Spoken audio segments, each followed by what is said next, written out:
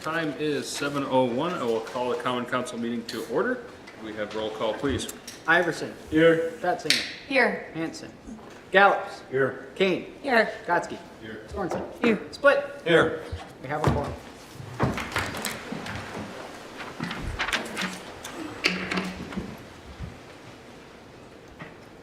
pledge allegiance to the flag of the United States of America and to the republic for which it stands, one nation, under God, indivisible, with liberty and justice for all. Hello, I am Pastor Melissa Herlichka. I am the pastor of Grace Lutheran Church. My pronouns are she, her, and hers, and it is an honor to lead you all in prayer this evening. Let us pray.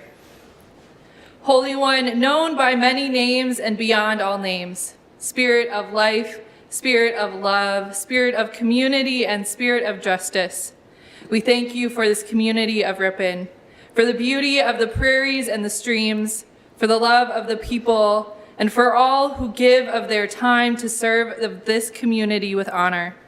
As we gather this night and as we serve in our work throughout the week, bless us with your spirit of guidance and compassion and courage. May this council have open hearts to all of the needs of this community. May they make decisions for the betterment of all who reside in our community now or in the future. And may all of us who live and serve in this community make it a place of love and joy for generations to come. This we pray in the name of all we hold sacred and holy, all that we hold good and right and true. May it be so. Amen. Amen.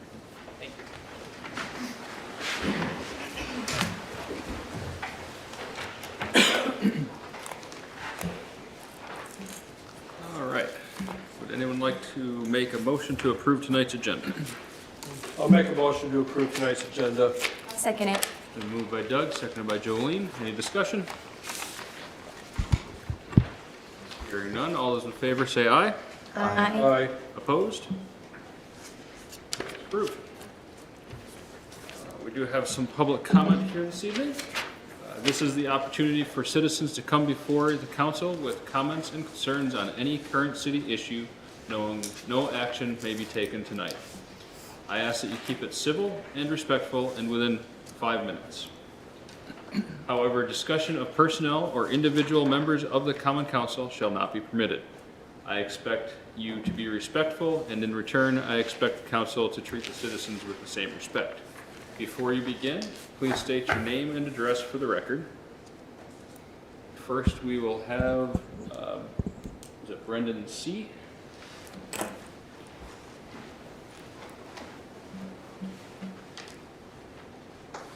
Good evening. My name is Brendan Conlon. I live at 719 Liberty Street, Ripon, Wisconsin. Thank you for your time. I'll keep this kind of brief. I got a handout. Am I allowed to hand that out? You may. Okay.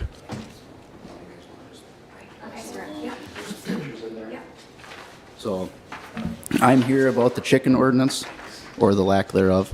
I had chickens in the city for quite a few years, until about a year ago, where I had the unfortunate event where one happened to get out, and even though it was against the rules, I got caught.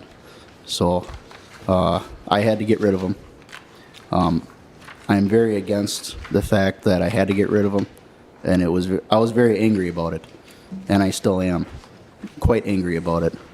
And my handout will reflect that. I don't want to get into it too much. I'd let you guys read that on your own. And basically, I really hope that you guys can, in the future, vote in favor of passing a chicken ordinance allowing chickens in the city limits, because I feel we have a fundamental right to have that kind of a hobby. It doesn't hurt nobody.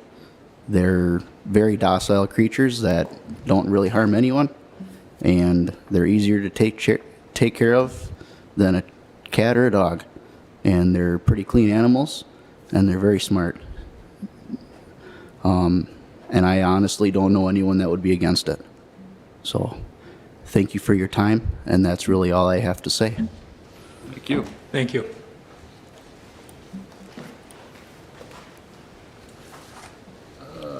Next is Rebecca, is that Leon? It's Leon. Leo. Everybody says Leon.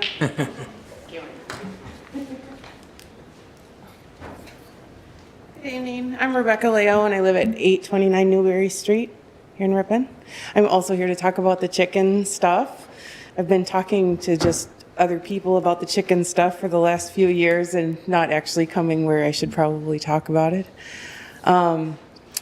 First of all, I think that, what's in writing tonight and what was in the minutes back, and I think it was June of 2020, I think was very well written and includes some really good boundaries and outlines, guidelines for having chickens. My biggest concern, the reason I'd like to encourage you to consider it is because myself and our neighbors around us have been a lot more mindful of feeding our families in the last few years.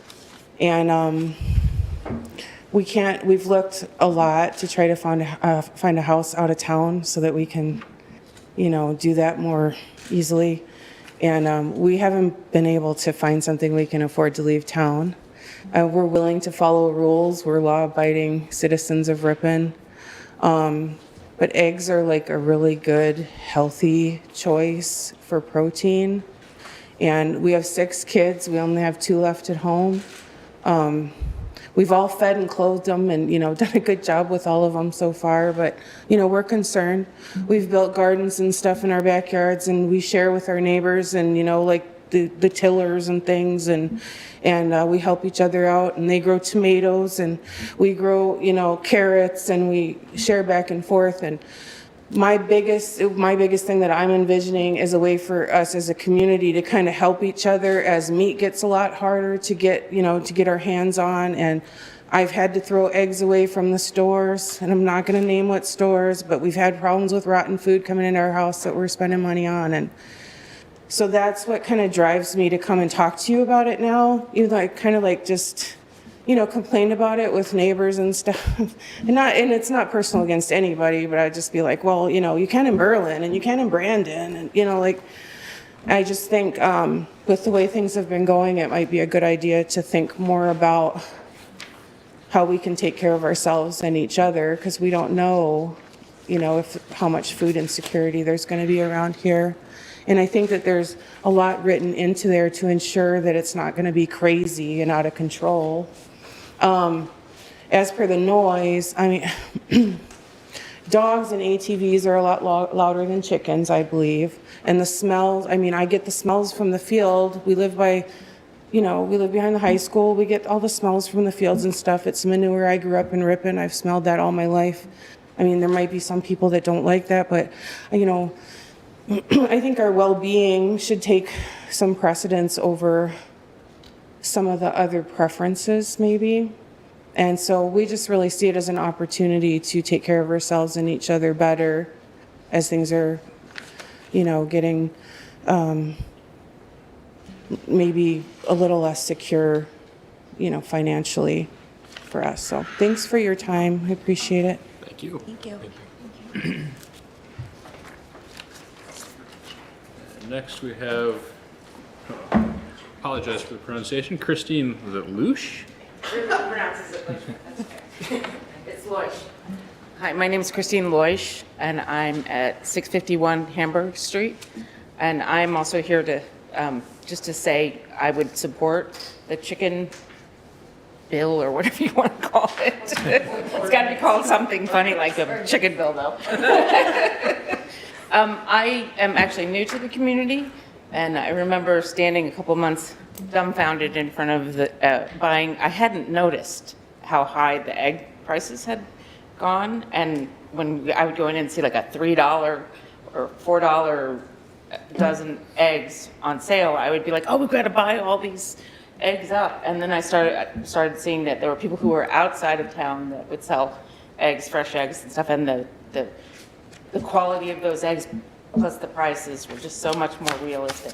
I personally wouldn't want to have chickens in my yard, but I've lived in communities that are larger than this and the houses are closer where I've had neighbors who have had chickens. And I've never had a problem with smell or noise or anything like that. I personally don't want to do it because I have a dog that I don't think would tolerate chickens. But I think this is a beautiful community, and we're very happy that we've moved here and the size of it, and I think that it would be a real nice benefit to it for all the reasons that Rebecca and they talked about. So I just wanted to add my support behind that. Thank you. Thank you.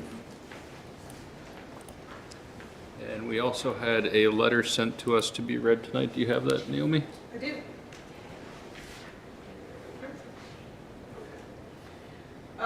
This is from Donna Charlie Johnson from 840 Liberty Street. She said, "Hello, I am submitting this document as in absentia public comment on Common Council meeting on Monday, February 27th, agenda item, discussion on keeping of chickens within the city limits. I am in support of the opportunity for City of Ripon residents to attempt to keep up to 6 laying hens within the proposed limits of the drafted ordinance. I would like to suggest that there are a number of benefits to the citizens of Ripon in the keeping of their own laying flocks, source of eggs, fertilizer, insect control, waste reductions, educational opportunities, self-reliance, etc. Most of which I am sure you have discussed in due diligence. Obviously, there are also concerns, however, it is my opinion that the draft ordinance addresses most, if not all, of the legitimate concerns voiced by those not in support of chickens in the city limits, such as the noise, smell, cleanliness, visual beauty, etc. As you know, an ordinance is only in effect for as long as you decide it is in effect. I would like to suggest that you give the citizens of Ripon the opportunity to show you that they can, for the most part, responsibly keep chickens. Fortunately, there are a number of the surrounding communities that have already taken this plunge with community members that have the skills and knowledge to share with us here in Ripon. Thank you for your attention." Thank you. All right, moving into our agenda items. First item is Common Council District 2 vacancy. This will be replacing Paige after this meeting. We have 2 candidates. See if I can slaughter some more names here. First one on my list here is Terry Grunert. And the second one is great spelling here. Mark Denkirk. We're gonna flip a coin here to see who gets to speak first. Do you want to do? Well, I'm gonna land on the floor. Okay, so who's who? The This is a challenge coin from the police department that was built. so we have the shield side will be our first one, Terry, and the badge side will be Mark. Whoever side comes up first will get to speak first. It is the badge side. So that would be Mark. Thank you. If you'd like to give a short presentation about yourself and why you want the seat. 1 second while I settle myself. All right, first, does anyone on the council or Adam or Mayor Grant, do you have any questions for me? Lud, any questions? No? All right. I have some prepared remarks that I'll go ahead and say. The United States of America is known for the extraordinary.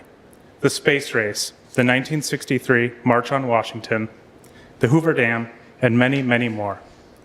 The thing that strikes me about all of these is not the change they demanded, but not the people they made famous, or even the enormity of the task, but the effectiveness of the ordinary citizen. Armstrong would not have had his small step for man if it wasn't for all of the small steps of the secretaries, the mathematicians, the technicians, and the engineers. Hoover Dam would not hold the mighty waters of the Colorado if it weren't for the laborers working day by day for 5 years. The civil rights movement would not have changed the course of this nation's history without the 250,000 ordinary citizens willing to interrupt their lives to strive for something better. Ripon is a community of ordinary people. These ordinary citizens are making a difference all around us every day. from our teachers, EMS, fire and police services, crossing guards, city employees, volunteers, and finally, our amazing downtown filled with small businesses. Living and working, learning, and raising families, and they're letting their voice be heard when something is not right, and unabashedly praising when we see a job well done. Ripon, from its founding in 1849, has represented the ordinary citizen. We have all heard the story of the Little White Schoolhouse, of Ceresco, of Ripon College, as well as the stories of Speed Queen and the Cookie Factory, all important foundations that led Ripon to being the amazing community it is now, with excellent schools, a thriving downtown, and active civic groups. As a council member, I will strive to represent all of my neighbors in District 2, addressing their concerns, working to find common ground and solutions not only for the problems we face now, but for the problems that will inevitably surprise us. My interests and concerns are to improve and support Ripon and all of its ordinary citizens, to continue the excellent job that this council and the city at large is doing in negotiating rough and sometimes controversial issues. As a council person, I want all of us, all of the ordinary citizens of Ripon, to go the extra mile from ordinary to extraordinary. Thank you. Thank you. Thank you. Eric, if you'd like to step forward.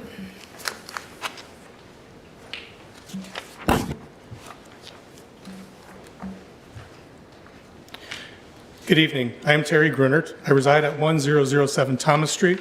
After moving back to Wisconsin, I finally found a place that I can call home, right here in Ripon. I am here for probably the same reason you are. I care. I care about the city. I care about the people. The longer I am here, the more I care. I have developed a lot of friendships in the community and remain active with the community organizations. I moved here because I loved what Ripon had to offer and saw something that just kept pulling me in. That spark it held started a desire to become more involved. I was afforded opportunities through my church, Mount Zion, and then through Ripon Area School District, where I have been able to volunteer my time. Eventually, I was recruited into the American Legion. Between church and the American Legion, I started caring more for my community. As a member of the American Legion, I regularly participate in honor guards for fallen members of our armed forces and march in parades with the color guard. Those are in addition to my normal duties as post financial officer. During COVID, churches had to become more innovative with bringing the word to its members. I assisted Mount Zion and started by streaming the service on Facebook from a cell phone. And then eventually, video equipment was upgraded to be able to stream and record. Now our services are streamed on Facebook and archived on Rumble. Running the equipment in the beginning and training others. I now have become the go-to for the AV system. After selecting a few members to assist me, we are looking to better our services and incorporating cost-effective ways to accomplish this. As a veteran in the U.S. Navy, I served on submarines. There is a lot to be said for the submarine Navy. It takes a special and resourceful person to serve. Underway, we have to figure it out. We don't have the luxuries of aircraft or boats bringing us parts to fix something. We have to adapt, repair, and continue the mission. Our ability to remain on mission could save lives, including our own. The stealth of the submarine is what gives us an edge. You don't know where we are or what our mission is. Still, as I stated, something can happen. Fires, flooding, equipment failures, and medical emergencies happen, and we all work together to complete the mission. I come before you because I care. I am a resourceful person and promise to dedicate my time and talents to continue making Ripon home for me and my neighbors. Thank you. Thank you. All right, at this time, I will ask the council members if you have any questions for either of the two gentlemen, or if you just want to have a discussion, or we do have a ballot that will pass out here for the vote. First off, any questions for the... Have a look. I'm not gonna get emotional, which is a lie. I just want to say thank you to both of you for stepping up to this opportunity, this challenge. I am really glad that I will not be running for re-election against either one of you. But I do just want to say this was a difficult, finding out we were leaving and pretty quick turnaround on it. I wanted to make sure that this city wasn't going to be left possibly not being able to fill this vacancy right away or in the capacity that it should be filled. So I would just like to thank both of you very much for for this being up for this challenge. So thank you. That's it. Does anyone else have any questions? Julie? I do. I have a question for the candidates. But before I say that, perhaps we're going to say more later. But again, Paige, it has been an honor to serve with you. We both were elected at the same time, and I'm really sad to see you go. But I know you have a good future ahead of you. And that being said, we have two, in my personal opinion, very strong candidates. I guess to help us, perhaps I'd like to hear more about where both of you get your information about the city from. Is that appropriate? Can we invite them up and say, for example, do you subscribe to the local paper? Do you, where do you gather your information about the city? If the two of you like to kind of step forward and stand side by side in the middle here. That's my number one. My number one question, and then since you're up here, my number two question would be: is there a certain issue that you feel you are running on? I heard both of you say you're running because you care about the city and you care about being involved and you care about good government. Do either of you also have a certain issue that makes you want to run, or is it, about what you just said? So those are my two questions. One, where do you get the information about Ripon? And then two, is there something that is pushing you more so? All right.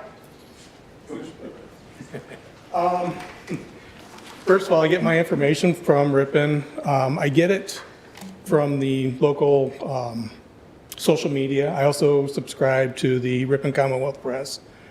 And of course, my children are in school, so they bring home their little history and so forth, and they learn a lot from their classmates and so forth. We've also attended the tour over at the Ripon little schoolhouse, but it's just, you have to look. The information is there. The community is big. Our families, I can honestly say my wife's father grew up in Ripon, and we still have a lot of family in this area. He doesn't live in Ripon anymore, but he grew up in Ripon. So there's a lot of history with our family in here, and I've been learning a lot through them as well. For issues, I think for the most part, I believe this Common Council has been handling a lot of issues very well, and I'm not coming in here with a political agenda. I'm coming here because I care, and I want to be able to continue the work she started if possible. Thank you. Thank you.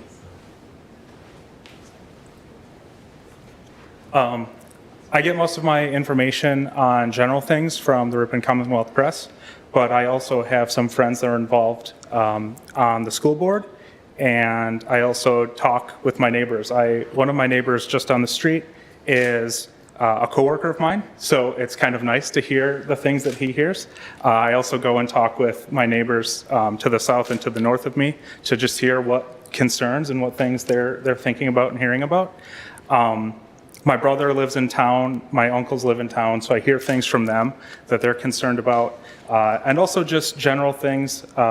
With my friend being on the school board, you hear a lot of I don't want to use this in a negative way, but you hear a lot of gossip through town, but maybe unsubstantiated claims through town.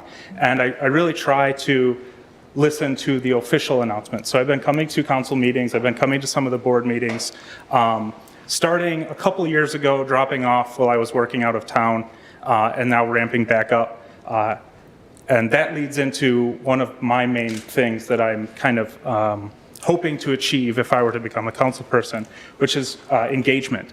I would really love, as Councilwoman Kane had said, to have more neighborly engagement. We need our neighbors, we need each other in the community to be able to understand what's going on. As we heard from our citizens back here, they're talking amongst each other, they're voicing their concerns to each other, but they're not necessarily coming here to the council chambers and letting us know what they think. And I think that is something we really could work on. The other thing that I really have strong feelings about is something we're going to talk about later tonight, which is the Parks Master Plan. My wife and I really love going to the parks, bicycling on the trails, snowshoeing, which we just did for the first time, which was very enjoyable. But Ripon has such great things to give to the community, and I think the community has such great things to give back to Ripon. And as council people, I think we're really here to facilitate that. We're really here to take all of the ideas that are out there and bring them in here and kind of hammer them down and get them into something actionable and reasonable, without being, too crazy or going off in the weeds, but really listening to what people want and then making that happen so that everyone can have Ripon be kind of the town that they imagine it is, and the town that we all, have a picture in our head of it being. Thank you. Thank you. Does anyone else have any questions? All right. Before we vote, can we remind them that for the person that's not voted in, that there are many ways to serve government, including being on committees and different things too, because it's clear we have two people that really care. So please write your name and then select one candidate. When you are done, Naomi will collect and will tabulate the vote, because she's so good at that and used to doing it. And it will be recorded who voted, so there's nothing secret about the vote. It's just procedurally how we have done it historically. So it will be identified who voted and who you voted for.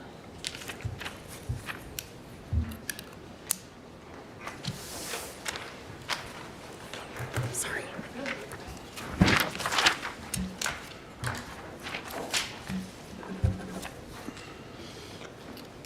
And while Naomi is collecting those and tallying the numbers, I again want to thank both of our candidates for coming in, stepping forward, and like Jolene said, for the one who may not be selected tonight, there are many other ways to serve, and we'd be happy to see either one of you in those capacities as well.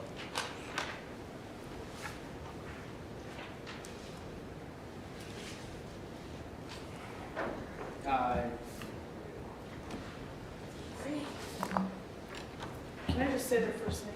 Yep. Sounds like you did. So I need to say the council member and who they voted for? Yep. Okay. Jonathan Gotsky, Mark. Ellen Sorensen, Mark. Dave Gallups, Mark. Paige Kane, Terry. John Split, Terry. Jolene Schatzinger, Terry. Doug Iverson, Terry. 4-3. Terry. Terry. Well, congratulations, Terry. And process will be swearing at the next meeting? Correct. Correct. All right, so I assume you'll be touching base with Naomi on information you need before then. And Mark, thank you very much. Thank you. Yes. I hope to see you serve in other capacities. All right. Moving on to our next item is the hospitality hotel study proposal. Adam? In your packet, you have a staff report regarding the proposal. So the city issued a solicitation for proposals for a hospitality hotel study to firms to do a feasibility study and provide a professional assessment on the city's capacity for a demand for a new development of a hotel, as well as looking at how we potentially redevelop or expand existing lodging facilities in the community. This is one of the larger economic development projects for the year that was put in the budget. And so we have $10,000 put in the budget to complete the study. We received actually 8 proposals. There was one left off, but that was one that was significantly higher than the rest. So we had 8 very competitive proposals. In your packet, after meeting with our economic development team and having it reviewed by our Chamber and Main Street groups, we looked at recommending the proposal from Hotel R&D LLC for a total of $8,500. You can see the proposal in the packet. The main reasons were obviously cost was within the budget, location of the firm, which is Oshkosh, and then they have worked in communities and done successful projects in communities in Wisconsin that are around the size of Ripon. So what we're seeking tonight is just an approval to move that proposal forward, if you so choose, or approve it. John? Why did we initiate this request? I mean, who brought it to our attention that we should do this? So I think the first thing is conversations with our economic development partners, meaning, the Chamber and the Main Street, talking about hotel opportunities, looking back at past, when's the last time anything like this was done in the community, which is 15 plus years ago, when there was the whole Boca project. That was the last time any hotel or hospitality study was done. Beyond that, the reason is things have changed in our community over this period of time, whether it be, developments in certain areas, as well as the idea of having the Wilmore Center and other things that the college is doing. So is there an unmet need? And are there current properties in the city that have not been developed that we can bring forward a proposal to bring another hotel to the city if there is an unmet need, as well as looking at some of our existing properties, how they are currently being operated, how are they contributing to our room tax, how they are contributing to stays if we are losing people to other communities, all of which lead to a greater tax base and a greater room tax for the city. I would equate this to the sort of the equivalent, not as big, but as a housing study. We need to sell ourselves and sell the idea of developing in this community. This is a way for us to be proactive in that, to try to attract someone or get our existing development in town to either change or add on. So that's the scope of it all. It's something we haven't really done in the past for many years. But ultimately, the goal is to just see, as you can see from the proposal, if they get through halfway and there is an indication that there's no capacity for additional hotels or hospitality business in this community, they will stop, okay? So we're only out half of $8,500. At that point, we'll see if we get to that point, but if not, they move forward and do the full study and report back out to everybody. And then it would be, our goal is staff and economic development to present that opportunity, if there is one, to developers to grow the community.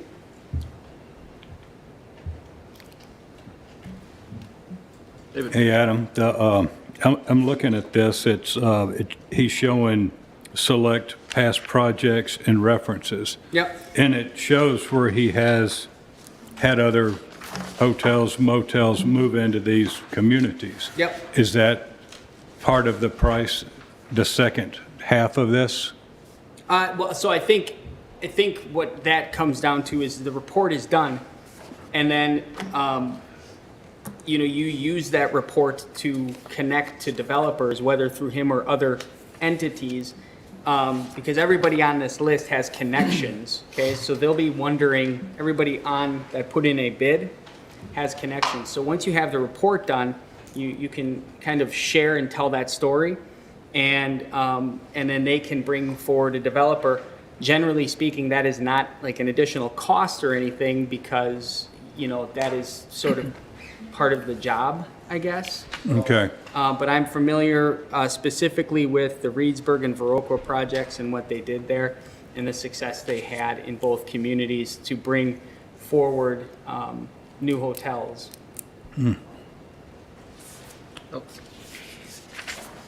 I would like to move that we accept the Hotel R&D LLC bid of $8,500 for a hospitality hotel study. Is there a second? I'll second that. Moved by Ellen, seconded by Doug. By the way, you two, your name plates are backwards. Yeah, I'm sorry. I can look Kind at of it. throwing me off. We're in the same district. Yeah, right, yeah. Potato, potato. So moved by Ellen, seconded by Doug. And just a point of clarification, Adam, can you clarify the 4250 breakdown for the council again? Yeah, so there's a retainer of 4,250, and then if there is a point where there is no chance that there is the study and the feasibility analysis is showing the ability to do anything, they will indicate that and the contract will terminate essentially. So it says in there, there's a meeting, so they're going to Yep. present Yep. something halfway through, Halfway, yep. and if nothing else is going on, we're not going to move forward with the balance of the payment. I just clarifying that for the council. So John, then Ellen. Okay. Did we contact the other, I think there's 3, maybe 4 motels in Ripon already? Did we contact them and ask for their opinions on this? I did not contact anybody. This was done through communications with Main Street and Chamber of Commerce. Okay. And to that point, one possible outcome is the study will say that one of these existing hotels could expand or change their business in a way that would be beneficial to them as well. So it's not just looking for new hotels. We kind of already know that, but I know the study will probably say that. I just have 2 points. 23 years ago, the last project I worked on as the chamber exec here was the Comfort Inn and Suites, which is out near Royal Ridges. And at that time, that was a big deal to attract that hotel. But what this plan will also do for us, and which is really important, is look at the demographics of the people that we have coming in and what sort of facility we want. Are there gaps that need to be filled by a different cost for a hotel? I have always, as a chamber exec, had heard from the local businesses that there was no place to stay. They were sending them to the Heidel House, or they're sending them to salespeople and future customers. So a study is good to help identify gaps and fill those gaps with maybe a certain type of hotel that maybe we don't even know about. But I always feel that it's very important to continue to progress, to cater to our large international businesses who bring people into the area, and especially Ripon College. The trustee meetings, Parents Weekend, we have a lot of things going on, and frankly, we're not getting all the heads in beds that we need to have in Ripon. We're losing a lot of revenue. So I fully support this proposal. Thank you. Jolene. As someone who used to work for a short time at the Ripon Area Chamber of Commerce, I wholeheartedly agree with what Ellen just said, wholeheartedly. And even if we think that we can identify some of the gaps, or we know what we think that a study like this might say, I think the reality is gone are the days that hotel or people that are going to move into a community to do this type of scope are just going to guess on where to go or talk to someone. I mean, right? I mean, with the data that's available, with the technology and the connection that these folks have, they're going to look for studies. My guess is that they need this before they're going to spend the money to come into communities. That's just what we're seeing all across, I think, all communities, that for larger corporations or would you Yeah, I say mean, that you this is see far that? more proactive. I mean, in the past, I think a lot of times the city has relied on the private sector to do this instead of saying we're going to be more proactive and try to understand, where there are gaps and where there are needs and opportunities in our own community. So it's a different approach definitely than I think that was taken in the past. But it's not, you know, I think a lot of things have changed in the hotel and hospitality industry as well since we did the last study, as well as in the last 3 years. So, and our community has drastically changed since the last time a large hotel was built. On top of some hotels have operated differently than they have in the past. So understanding, you know, where we are, understanding the ability to attract, which in terms of Main Street and Chamber, the reason, you know, why it's important is they live on our room tax. That is a significant portion of their funding. So our only way to grow room tax is to grow rooms.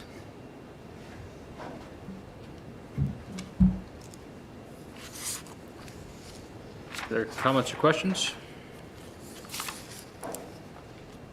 Roll call. Hearing none, let's have a roll call vote on. Iverson? Yes.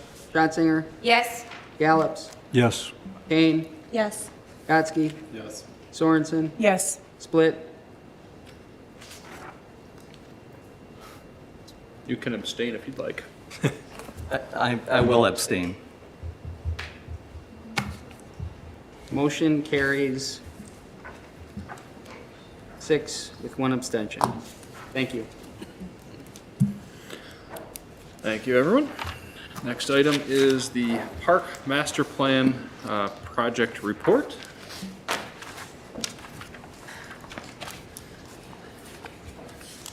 All right, so the next 2 items are kind of in tandem on some level, but Dan Schmidt from MSA is on Zoom to present sort of a final report to you all regarding the Park Master Plan that we started last year and have finalized up. After this, we will discuss adopting a resolution for a comprehensive outdoor recreation plan, which includes the sort of adoption of the Park Master Plan. I don't know, Dan, if you can share your screen and we can get really advanced here, or Let's see if I can allow him to share the screen. do you have a presentation, right? Just a brief one. I do have a presentation I can run.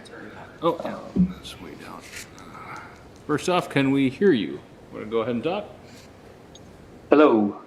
Turn you up a bit more. Everything got turned down last week. All right. So, Dan, if you'd like to go ahead, are you able to share your screen from your end? Not yet. Let's see here. Oh.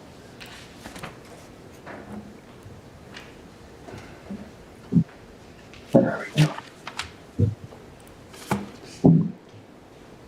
There you go. There we go. Looks like you can see my screen now, so thank you, Mayor and Council. My name is Dan Schmidt. I'm a landscape architect with MSA. We've been working with the city over the last few months to put together a group of master plans for Ceresco, Horner, Selfridge, Barlow, and Murray parks. Quick kind of background and kind of reminder for what is a master plan. These aren't construction plans, but they're guiding documents to assist the city, city staff, and budgeting for future improvements, maintenance, and potential redevelopment of the park assets. So providing opportunities to leverage the existing assets the community has with its great parks to provide improved amenities for the community. And the report itself includes short narrative, cost estimates, and the overall master plans that we had.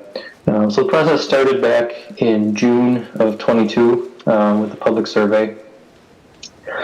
Some of the kind of high-level pieces that came out of that we used as the foundation for the initial discussions and setting up some of the concepts and programming for looking at things like additional access to the water at places like Selfridge, opportunities to kind of diversify the park system with improvements at Horner Park, so adding some quiet, reflective spaces, enhancing and upgrading the amenities at Barlow Park, and then kind of an update and refresh of the the features kind of maintain the overall character at Murray and Ceresco. So, as I mentioned, we started off in June of 22. We had a stakeholder meeting in August where we met with different local groups, Boys and Girls Club, school district, youth sports organizations to get their input on what was important to those groups with these different sites and how the city could both leverage those groups as well as provide improved assets for those organizations to work with the city on improvements. We were at the Park and Recreation Committee in September, had a public meeting in October, and I did another online survey to get feedback on the concepts. Met with staff to kind of refine an overarching review of the concepts, and then presented last week again to the Park and Recreation Committee. So I'll jump kind of right into the master plans a little bit. Just a high-level overview. If there's questions, we can pop around at the end. But Ceresco is maintaining its overall character, looking at potential improvements to upgrade accessibility, which you'll see throughout all of the master plans, as well as diversifying amenities, so adding a thing like a multi-sport court that could serve as a pickleball or basketball court, as well as just general bike grades, bike racks, improved lighting for safety, and those pieces within the park itself. For Horner Park, with the ongoing work for the bridge removal and stream restoration, looking at ways to leverage the assets of that park. And the kind of final plan was looking at a more reflective space, a gazebo on the north side that could potentially hold small concerts or other events, or be a place for wedding photos or high school photos. And then some benches along the water and the trail that will be looked at as part of the stream restoration piece of the bridge removal project. And then overall landscape enhancements, just to create an enjoyable space that the community can come to. Kind of future and kind of long-term vision would be potential opportunities for some type of bridge structure to replace the existing vehicular bridge with some type of pedestrian bridge. But looking at the park itself, it could be designed and phased in a way that doesn't need to happen if the budget for that never becomes available, or improvements are deemed more important in other places. Selfridge Park really became an interesting site to look at, and it's kind of a gem of an underutilized space, and looking at ways to enhance access to the water through fishing piers, kayak launch, and overall just general accessibility improvements to help activate the space, providing additional users to the space, lighting and other safety features will provide just a better character and use of the site to eliminate some of the perception that the site currently has being run down and underutilized for different amenities, upgrades to the playground and natural play inclusion, access for parking for a boat launch and other access points, and then a variety of shelters and a possible warming house to leverage the water assets for both summer and winter improvements. And discussions kind of leveraging the Boys and Girls Club's future development just down the street, and they already do use the site, so it'll be a great partner for additional programming and work to create a great kind of base user group for the reimagined Selfridge Park. Can I ask a question about that picture, about Selfridge? Yes, go ahead. It looks like the parking lot that you have on here, it looks like that's where the skate park is. Correct. So the proposal, Just wait. okay, there's more. I'll say, yeah, okay. Yep, so you are correct, but it will be phased in a way, and I'll talk about skate park here in a second when we get into Barlow, if that's all right. Sure.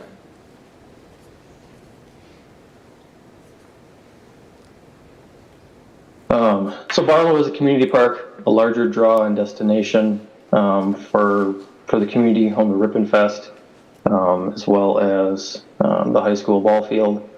Looking at ways to both improve pedestrian safety and defining the routes that users can use within the site, but maintaining some of the existing character and in history, the arched driveway at the top, the ball field as a main kind of staple piece within the site.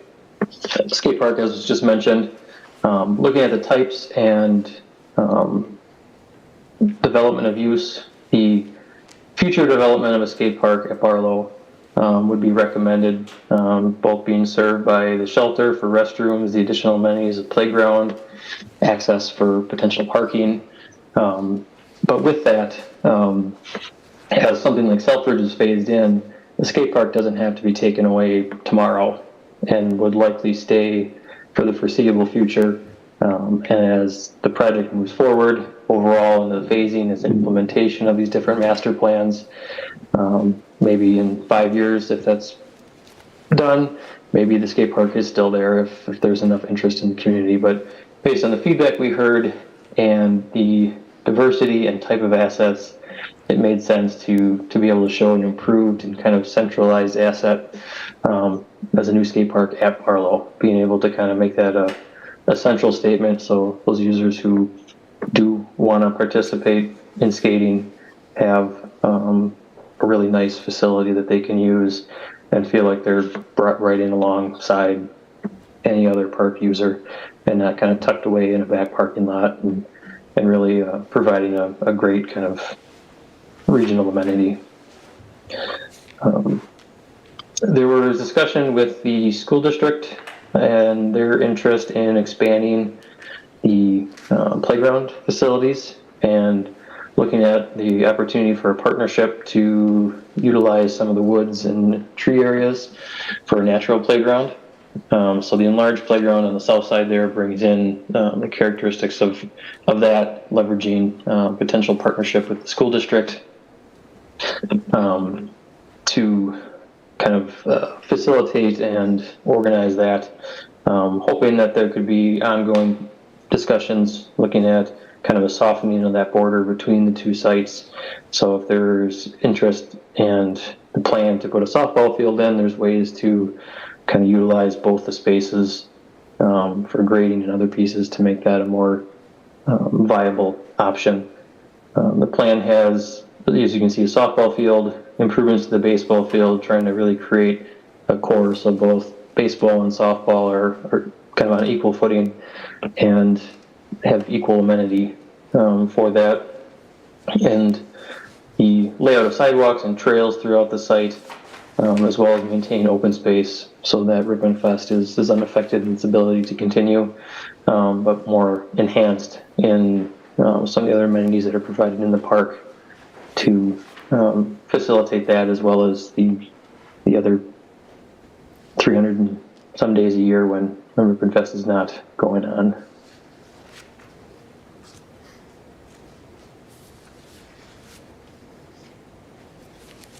And Murray was not looked at to the same extent as the other projects. It originally was not part of the scope, but it was clear after the public survey that there was a strong interest in the community to address and provide recommendations to continue and to maintain and improve the facilities at Murray, leveraging the senior center facility, maintaining and enhancing the disc golf course, as well as the existing courts and possible inclusion of a fitness court and other kind of mixed amenities to leverage Murray Park as an asset.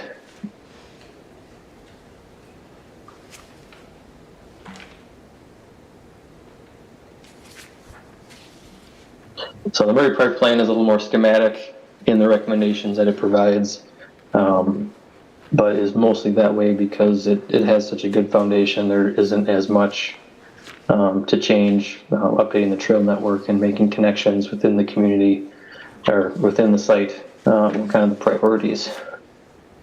And some of that work has already been started by the past planning of the senior center and some of the trail work. So a little bit further along than the others in that respect. So with that, are there any questions on the overall process or any of the master plans in particular? I talked a little bit about Adam about the comprehensive outdoor recreation plan, and I'm only requesting that there be an addition made to page 3, section D, topography and watersheds. Ripon is in both the Lake Michigan watershed as well as the Upper Mississippi watershed.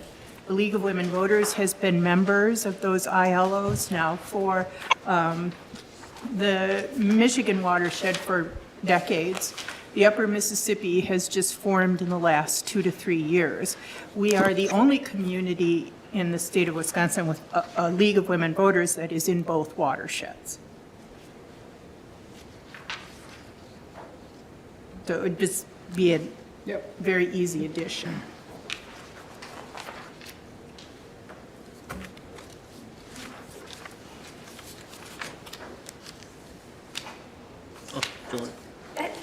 Ellen's comment inspires me to ask a little bit more about, as part of MSA's review and suggestions, I understand that there's different ideas about how to improve our parks based on amenities.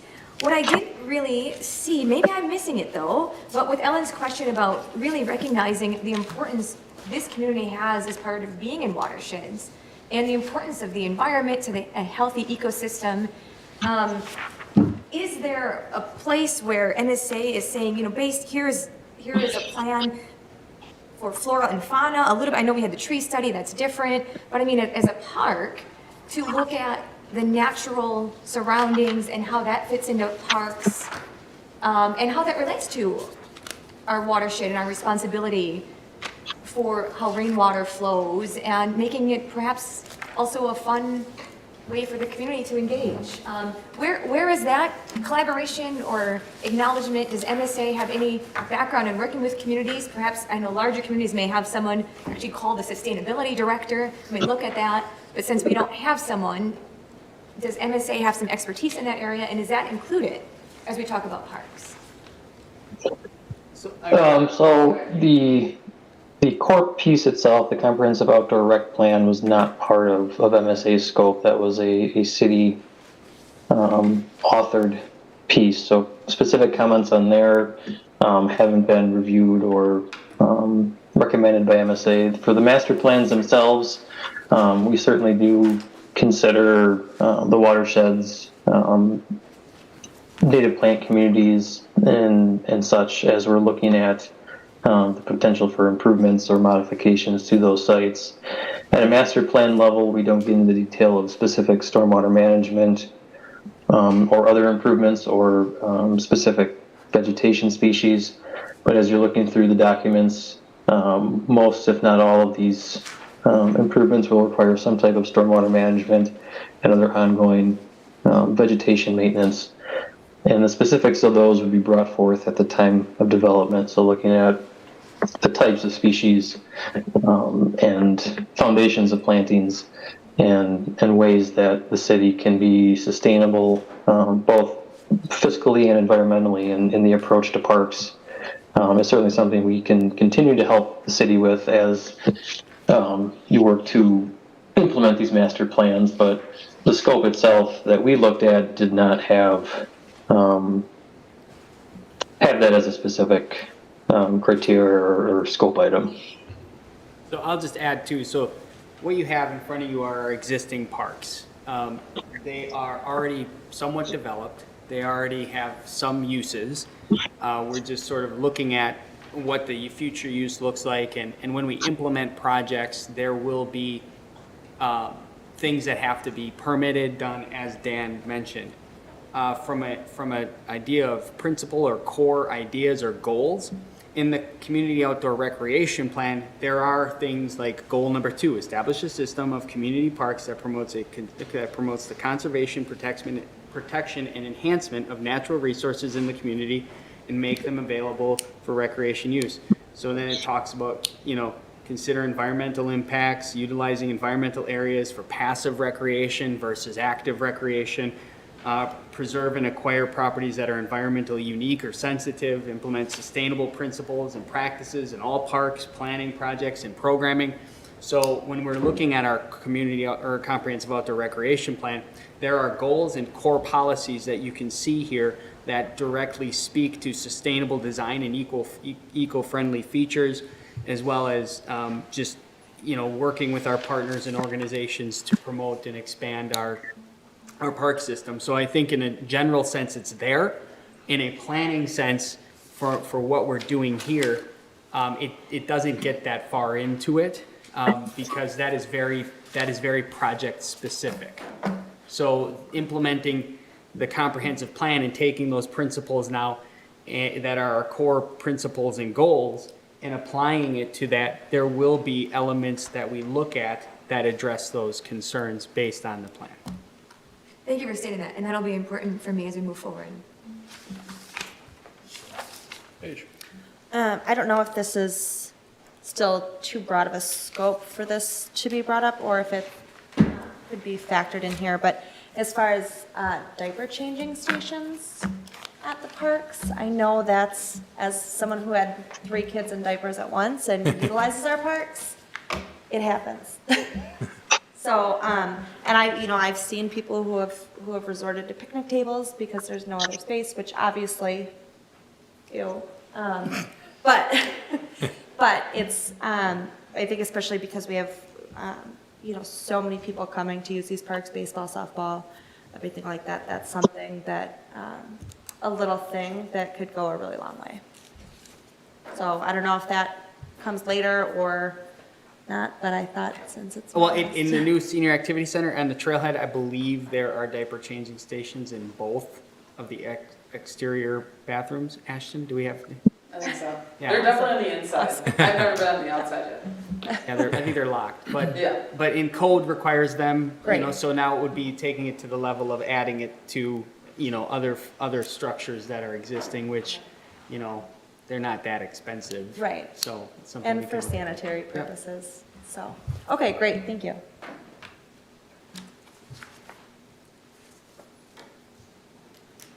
So how do you want to handle this, Mayor? So tonight, we'd be hoping for a motion for the resolution on the comprehensive outdoor recreation plan. Okey dokey. I move that we accept the resolution adopting the comprehensive outdoor recreation plan for the city of Ripon. Is there a second? I'll second it, Mayor. Been moved by Ellen, seconded by Doug. Any discussion on the motion? And this includes the park master plan project report, is that folded into it? The Yes. comprehensive plan references Then back I'd to the like master plan. to amend my motion to say, which includes the addition of the Lake Michigan watershed and Upper Mississippi watershed in topography and watersheds. Sure, I'll accept that friendly amendment. All right. I wish that as part of our ongoing relationship with MSA and the parks, and again, maybe it's in here, maybe I missed it, but when Paige brought up diaper changing stations, maybe there are some cities that have some unique and creative ways that they are meeting the needs of their community. I know that, Adam, when you came in, I think in your interview, you had said you had worked with your past city to have a hammock park, for example. What a creative thing that, I don't know, does MSA, if they see things in other cities that they think that a city our size could benefit from, I see that there's a proposed fitness court. I think perhaps I missed exactly what that means, but I know some places are, proposing, again, more of a fitness things for different abilities. At one time, we had also talked about doing a comprehensive plan on, ADA accessibility, making sure that we have that here. Is this also something that MSA can provide as part of our costs here as some innovative? I don't necessarily see, moving some of the things here. I mean, they're good. I'm not saying anything bad about this, but nothing seems sort of, oh wow, what a unique idea that. Just a reminder that this is kind of a very high-level look at the parks. What it sounds like you and Paige were looking at is more details of final project or baby changing stuff we can do right away. But for the other unique ideas, working them into the parks is more of the project level, whereas this is the whole grand scheme.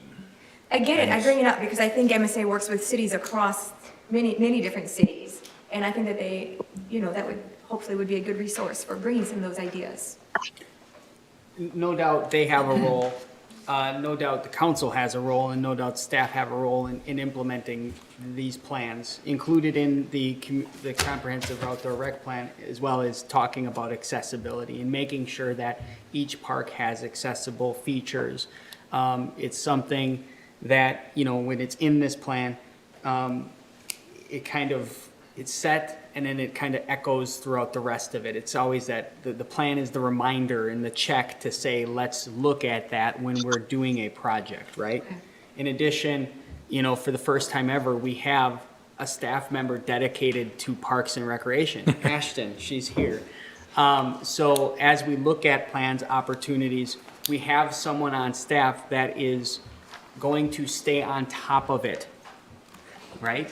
To see what other things are being done in other communities, to bounce ideas off of the Parks and Rec Committee, which I will say with this has taken a step in a direction that they haven't taken in a long time. They are, I believe, becoming more effective and active in planning and working through the issues in the parks.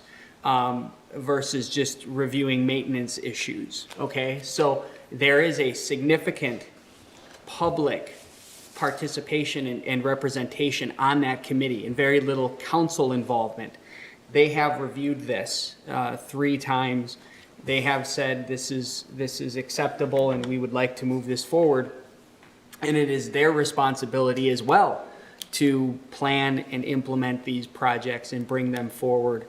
In terms of, priorities right off the bat, just so you all know kind of what Ashton and I are going to be working on over the next couple of weeks, is you need a comprehensive outdoor recreation plan to apply for DNR stewardship funding. The City of Ripon has applied in the past, but has never taken any money from that program. So the project right out of the gate for that application will be Selfridge Park.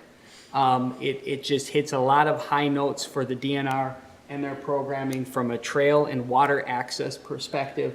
And frankly, I think from the feedback we received from the community as well as from the Parks and Rec Committee, this concept was prioritized number 1 to apply for that level of grant. So Ashton and I had a meeting today to talk over that project. But we need a comprehensive outdoor recreation plan. The last comprehensive outdoor recreation plan was done in 2020 by staff. Ashton and I didn't feel like bringing that forward with just a add-on without amending it was appropriate. We wanted to beef up that plan and add the things that you discussed, because things like sustainability and eco-friendly weren't mentioned previously. So we've put those things in. And that's kind of the path we're on. That's it. And Ashton's here, so she can say hi too. Thank you. Yeah. Hello, everyone. Yeah, you can. It's up to you. Okay, I just have one quick thing to say, I guess. Well, I just wanted to thank you all for the opportunity. I just wanted to thank you all for the opportunity for me to just be here in this position. I'm just super excited to help Ripon expand in its parks as well as programming as well, because I know it lacks here. So youth, adult, seniors, everything. So I'm just excited to be here, and thank you for the opportunities. And also, I just made a program survey. It is out on the city website and the city's Facebook, and under the About section, there's a What's New tab, and the recreation survey is the top thing. So if you guys would like to fill it out, get your guys' input on what programs the community wants for Ripon. So yeah, that's all I really had to say. Thank you. Yeah. Thank you. Any more questions or comments on the current motion?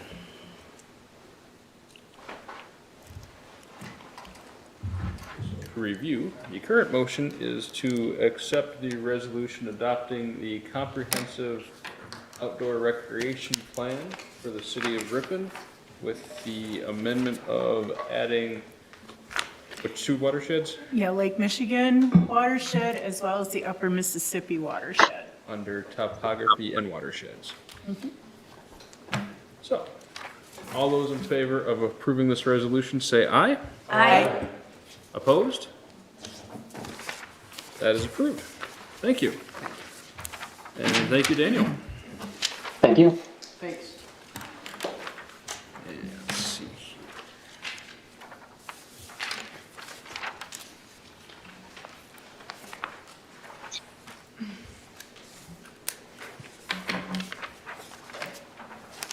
All right, moving on to our next item, which is just a discussion item. This would be the discussion on keeping chickens within the city limits. You all have received in your packet a draft of a possible ordinance, kind of a starting point for the discussion. John, you had brought this up for discussion. If you'd like to start? Sure. Yeah, I was asked by a constituent to get this on the agenda, so I did. And I'm happy to see that there was some people, 3 people that came tonight to voice, their opinions in favor of it, and a letter also. The only thing in reviewing this, I thought it looked good, and, I think it's a good ordinance. The only discussion I'd like to have would be the renewal fee every year. It says in there that it'll just keep rolling without another fee every year, and I believe dogs and cats have to pay every year, and I think chickens should also. And then the 6 hens, I don't know, sorry, Ed. The 6 hens, I don't know, to me, and I'm not a chicken person, it seems like a lot of chickens. So I'm up for discussion on maybe 3, maybe 4. That's where I sit on it right now. I guess I have a couple of comments or maybe like requests to change or open for debate. In B2, I guess I would prefer if we also allowed guinea hens, unless there's some specific reason that we hate guinea hens. But I know we have family and friends that raise guinea hens, and they're basically like chickens to the point that people driving by just assume they're chickens. C5, I feel like I'll lose this battle, but I guess I'd just like to understand why we wouldn't allow someone to slaughter their own chicken. So it's more of a question maybe than a request there. My preference would be that people would be allowed to, but breeding, I don't know whether there, 7, 8. So on 8, for breeding or hatching chickens, I think there would be a benefit to allow people to breed and hatch chickens with FFA and the Green Lake Fair right next door. I know we have friends in like Red Granite that have raised their own chickens and brought them to Green Lake. So I guess that's my question on that. And then on 5, chickens may be kept in single-family unit lots. I know we reference, I think it's on the bottom somewhere, of if you're in a rented dwelling, you must get a signed statement from the owner of the dwelling. So my question on that is, can we open that up to multifamily unit lots if they get approval from the other people that are in the same residence as them? Like if it's a duplex, if both people and the owner of the building all allow it? Because otherwise we're putting like an income guideline into who can have chickens. So I don't see the benefit of having that, because the housing market is terrible right now and there's more people renting, so I don't know why we'd want to draw that line. My comments and suggestions.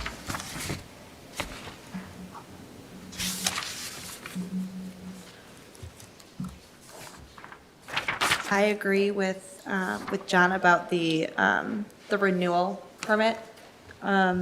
Having the $25 fee, I think, if we pay for dogs and cats, you can pay for chickens. I think that also might help keep track of how many people still have active permits. Some may have gotten rid of their chickens and just not notified the city. I think that that keeps a better running tally, I guess, of who actively has chickens. I think the biggest thing with with the breeding and hatching, as that's bringing roosters. Science, I don't know if people take their hens somewhere to see a rooster, but I know, I'm sorry. You all know, for breeding purposes, but with not being allowed. But, trust me, we're having, yes, no, now I'm flustered. But with not allowing roosters, which I completely agree with, because roosters are loud and territorial and whatever. So I think if there is, I'm not a chicken person, so I don't know if there's, if that's breeding is done, where you could bring them. You're talking about to meet the conjugal roosters. visits. Yes, exactly, yes. Yes, it was not an FFA. That would be different as far as, hatching, but I think I would be against allowing roosters. Yeah, I have no yeah. issues there. Yeah. I just don't know if there's an industry for. And I do know from my in-laws' experience that places that they bought their chickens from, they basically come hatched 2 days old Yeah. already. And they give you an 80% chance that they're going to be hens. Occasionally you have to weed some out, but. Okay. I think this is a really good discussion, that we've had really good input from John. I don't know about you, Paige, but we've had input from Jonathan and John. And I am actually in favor of this from a sustainability standpoint, both with eggs as well as had roasting, hopefully they'll be roasting chickens or fryers, whatever. But I think that with supply chain issues and the amount of bird flu that has been a global issue that is affecting us now, and based on the fact that we have not recovered from supply chain issues in the pandemic, that the more sustainable we can be at home, whether it's with chickens or gardens, I think it's terrific.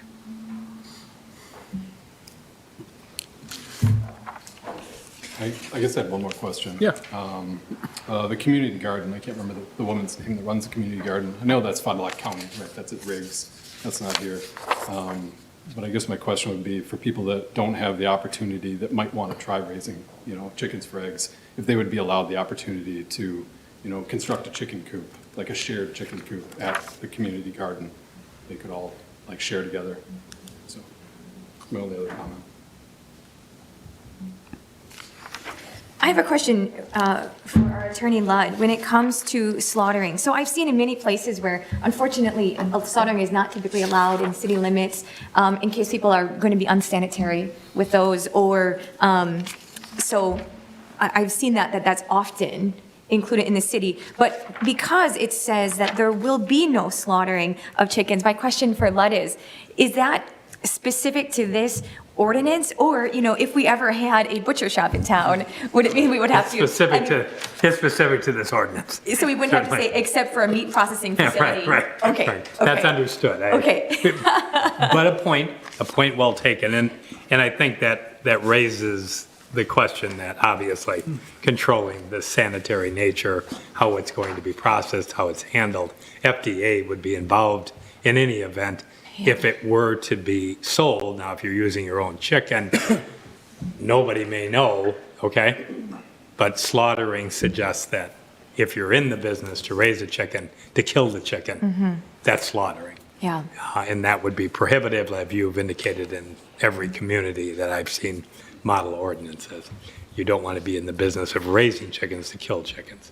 They're here intent is to lay eggs. Yeah. And to Jolene's point, I would assume that this would apply to the chickens in your backyard. If a meat processing place, like say Brandon Meats came to town, clearly, they would have the permits to do so. Clearly. Okay. Clearly, yeah. And because we've worked together on this, or this has come up in the past, my recollection is, Ludd, that this is very, very similar to other cities in our area that you've looked at. You feel comfortable that the different provisions that are here are important. I do. Yeah. I do. We have had chicken issues in other communities that I've been involved with.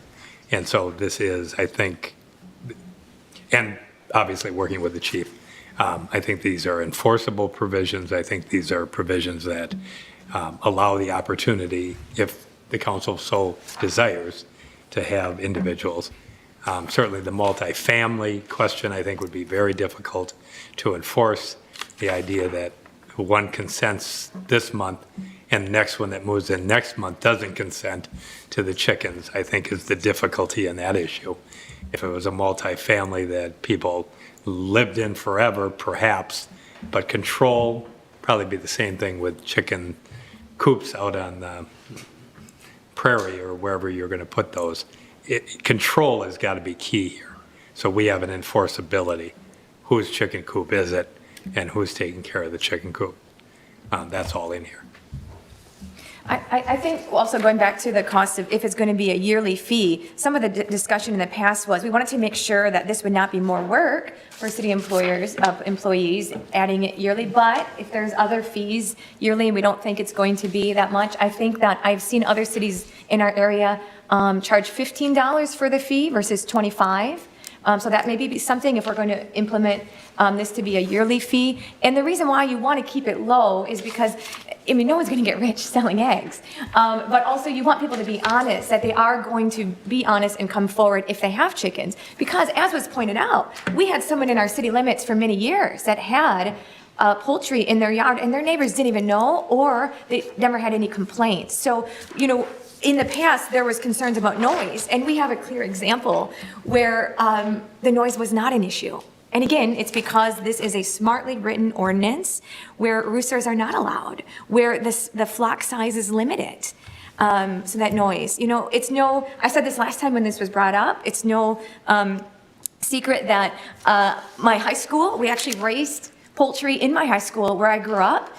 Through my high school, through FFA and 4-H, I got to take poultry to the fair. Actually, through FFA, I was able to compete in a career development event. And because of this, it was focused on judging poultry and eggs. Because of this experience, I was connected with professionals in the field. So this is something that I was able to be connected. In fact, there could have been even college scholarships connected with that. If our FFA program right now in Ripon wanted to do this, our local ordinance would not allow for that. And that's really sad for me because for multiple reasons. And I also think that when people can grow their own food, they become, you know, more self-reliant. This was all, you know, it's a way to contribute to a sustainable source of food. At one time, our government encouraged people. It was our civic duty to try to do this. So I think that you know, for food security, economic value, for teaching people responsibility, simply for the enjoyment that would come to increasing the quality of life for folks.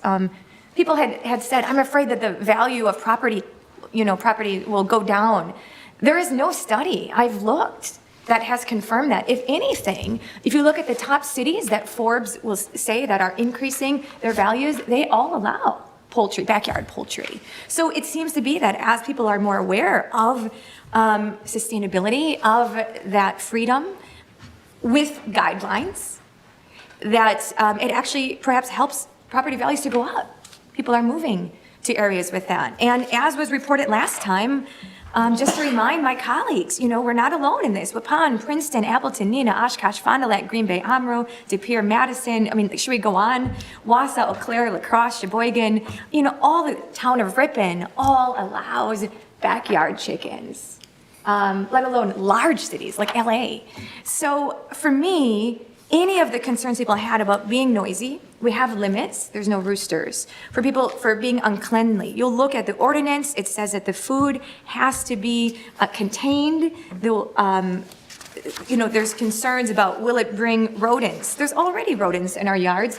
People who have chickens, they're more aware of it. And so they'll do more because they want to protect their flock.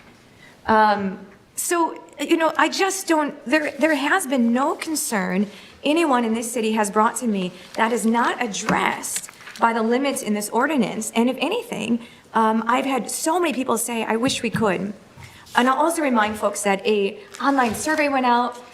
It wasn't necessarily that well circulated. It has over 100 people that have signed this. The local Animal House, back when we talked about this in June, stores, you know, they would love to be able to sell products. We also had someone that grew up here that said that she would mentor people. You know, so I think for me, I don't know why that we would not pass this. I don't know if this can be a vote tonight already, being that spring is coming. Folks that want to raise chickens probably would like to get on this. And I have not encountered, again, a concern that is not addressed in this well set out issue. And then, according to also, Jonathan, I think you bring up some really good points. My only point is, because this has come through here so many times, I almost think, let's give this a try. And if there are other amendments later based on, perhaps people do want to bring guinea hens in the future. Right now, I think that could get us in the weeds, I suppose, if we start saying, what do we allow, what do we don't allow, something like that. So I think it's a well-written, a lot of people have said they're for this. In fact, even today, I called Ripon and said, okay, how many complaints have you had? They said none. And they said there were so many people that showed up when they brought it up to pass it, and they only have about 3 people that have taken out a permit. So also to my colleagues, there wasn't that many people that even took advantage of it, but a beautiful thing to allow if people want that. So I guess my question is, I'd love more comments. I'd love if people have concerns, but when are we ready to vote? It's on here tonight for discussion, and it was clear at the motion, it was only discussion. So it will not be acted on this evening. Certainly from the comments I've heard, there is a desire to move this forward. It died the last time for anybody to bring it forward. The last time it was before the Common Council. So it's here for discussion tonight. Clearly, there's been council representatives spoke in favor of it. It will be on the next agenda for action. And this is the draft ordinance that will be offered for vote at that time. Paige, I'm sorry you won't get to vote on it. Oh, actually, that's okay. I will say I'm very torn on this. I think all valid points are brought up. I think the sustainability, I think it's a great growth opportunity for children and students. Personally, obviously I'm not a bird person, but I personally would not like it if my neighbors had chickens. That's where I think it's a great idea. I think it's great to have it available, but personally, I know that would cause issues with, having a dog that barks, even in the confinement of our backyard. There's that addition. We bought a home where we did because we wanted the neighborhood community feel, not the more country setting. So I think it's very tough because I know, and as someone who's been looking for a house, that would be a huge downfall for me if I found a house and neighbors had chickens, just because I see it being, something that would disrupt our family with the dog and the kids and everything. So I'm actually very glad that it's not up for vote right now, because I don't know where I stand on it. I am very split, and I do know I do have neighbors that have said that they would be against it for various reasons, including neighbors that have moved from the countryside to be in a more of a community setting that would be against it. So I just feel like I've got to put that out there as well. That there's 2 sides to everything, but. Naomi, could I ask you what the current fees are for dogs and cats? 15 if they're fixed, 15? 20 if not. Good.